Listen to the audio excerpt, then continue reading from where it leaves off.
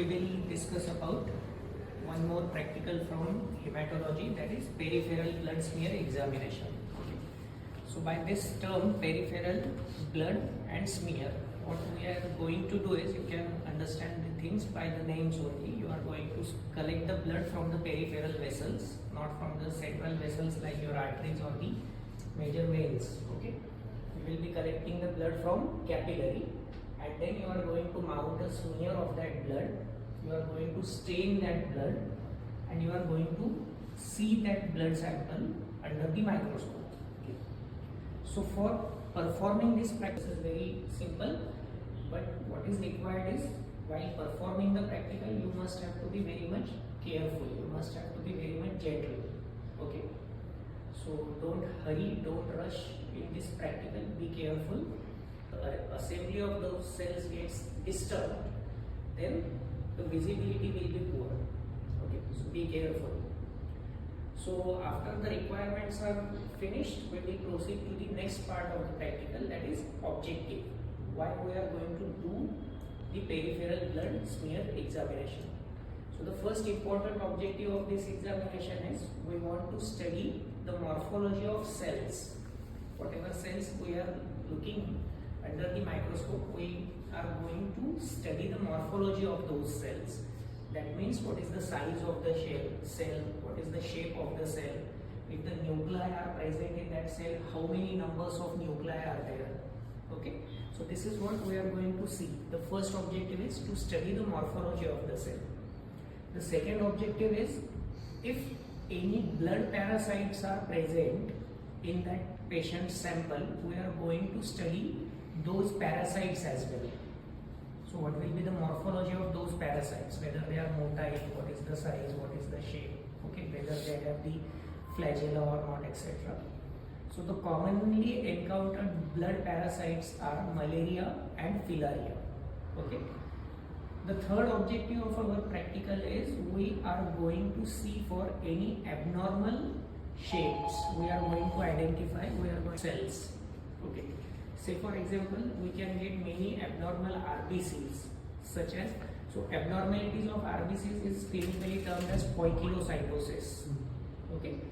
So abnormal shapes of RBCs can be sickle cell, it can be tear cell, it can be spherocyte, it can be elliptocyte. Okay.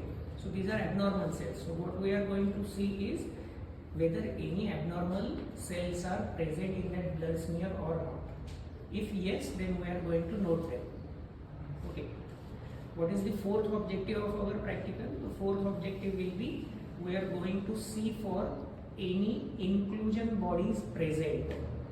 Okay. Now inclusion bodies, to simply understand what is the meaning of inclusion bodies. Inclusion bodies are those cells which are not expected to present in that blood smear. Okay. Say for example, you do not expect any nucleated RBC in the blood smear. Okay, because blood cells, they do not enter into your peripheral circulation. If you are collecting a sample from the blood bone marrow, then you can expect the nucleated RBCs over there. You do not expect them to present in the peripheral blood. So if any nucleated RBC is coming into the peripheral circulation, we will call it as inclusion body. Okay, as simple as that. One of the commonly encountered inclusion body in the peripheral blood is Howell-Jolly bodies. Yesterday we have discussed about those bodies, Howell-Jolly bodies, and if these Howell-Jolly bodies are seen in the peripheral blood, it indicates sickle cell anemia, and not just sickle cell, different types of hemolytic anemias. Okay. What is the another objective of our peripheral blood smear examination is, where we can count different types of WBCs by this practical. In the total WBC count, we can simply count the total number of WBCs on the Neubus chamber. By doing the peripheral blood examination, we can count how many neutrophils are there, how many eosinophils, how many basophils are there, as well as lymphocytes and monocytes. So peripheral blood smear examination is going to help us in differential WBC count as well. So by performing this single examination, we can achieve 5 different objectives. I will repeat the objectives. The first is to study the morphology of cells, to study the morphology of blood parasites, to study abnormalities of the shapes of the size or shapes of the cells, then inclusion bodies, and the last one will be differentiator biopsy. Understood? So our objectives are very clear. So once you perform this practical, you have to see for all those things and tell me, sir, we saw this thing. Okay? So we will see how many objectives you have made, right? Now coming to the process. Okay, so prepare the blood smear on the slide. Okay, so what we are going to do is we are going to take 2 slides. Okay, and on the first slide we are going to draw a blood drop. We are going to place a blood drop at the corner of the slide, and then by another slide which is called as a spreader slide. That slide will be called as a spreader slide. That slide will be held at an angle of 30 to 45 degrees to this slide, just in front of the blood drop. Okay, and what you have to do is wait for a few seconds and allow the blood drop to spread along the margin of this spreader slide, and with a single push you have to draw this slide, push that slide forward. Okay, this will prepare the smear on this slide. Okay, it should be a swift process and uniform. So once you have finished that step, then the next step is again wait and watch, let the smear dry, and then you have to observe it under the microscope. Am I clear with the instructions? Okay. Any doubts? So now we can proceed to the practical. अब थीन smear किस लिए बनाते हैं? थीन smear हमारा अगर objective है sales को study करना, तो हमें थीन स्मीयर बनाना है. ओके, बट अगर हमारा ऑब्जेक्टिव है पैरासाइट्स को स्टडी करना, तो हमें थिक स्मीयर बनाना होता है.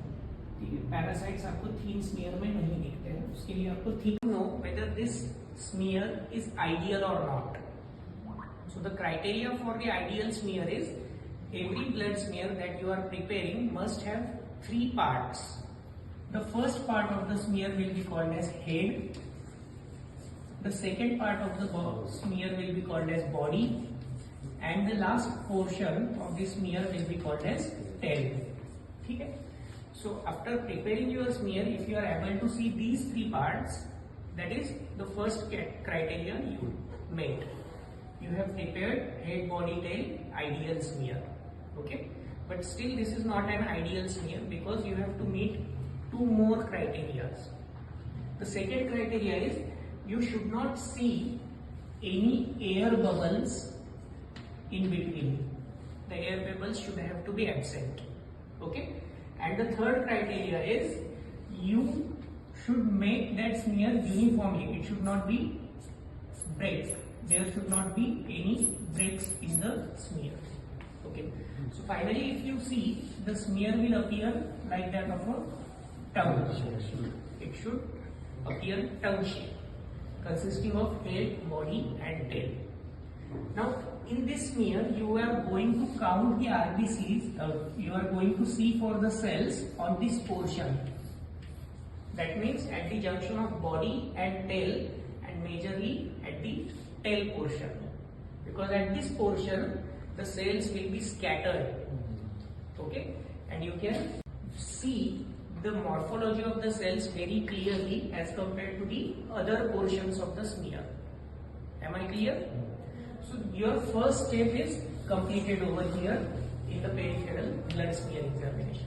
Now what will be your second step? The second step is allow this blood to dry on this slide.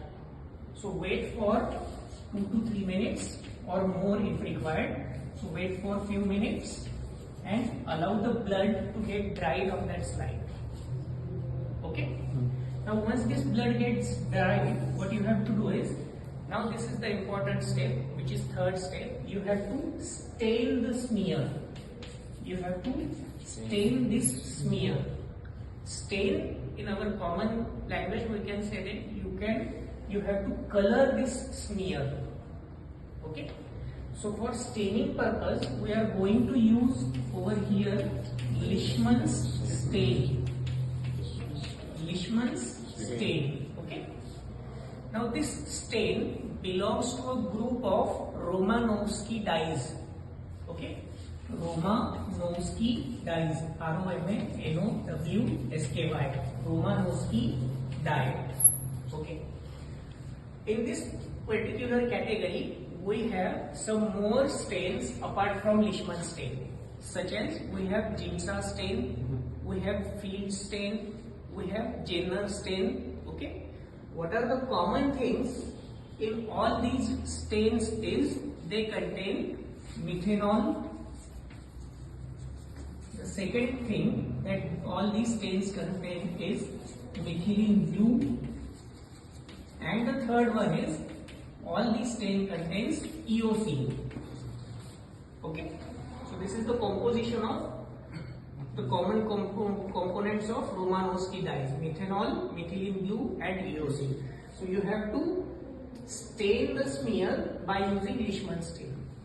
Okay, so why it is necessary? What are the objectives of staining this smear with the stain? मैं एक blood drop यहाँ पे place करेंगे, एक large drop of blood, और दूसरी जो spreader slide है उससे हम उसको सर्क्युलरली बस इसी जगह पे स्प्रेड कर देंगे.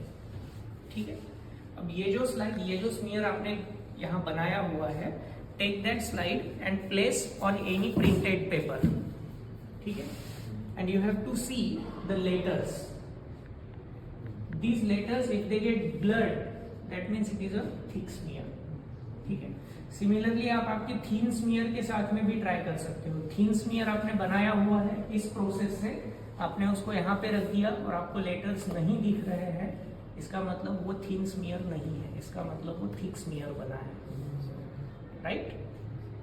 ओके, फिर बाद में जो प्रोसेस है डाइंग की, स्टेनिंग की, वो मोर और लेस सिमिलर ही है थीन और थिक के लिए. ओके, चलो तो अब प्रैक्टिकल शुरू करते हैं. आप लोग स्लाइड्स ले लो.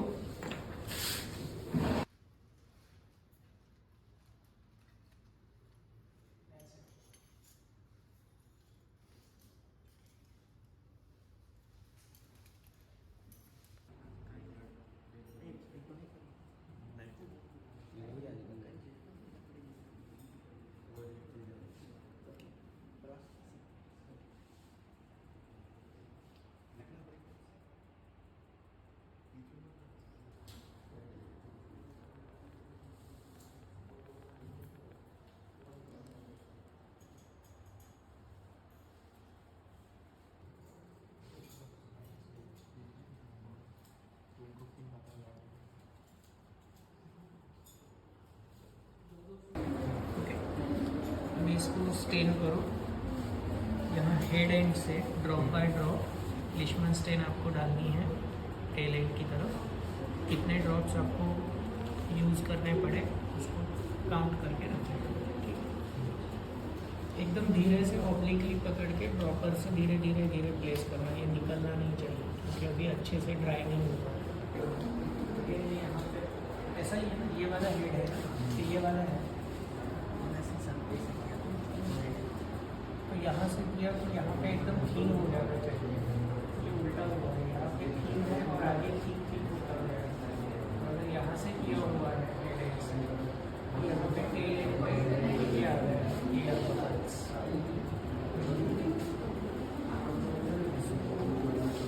ठीक है. इसे स्टेन कर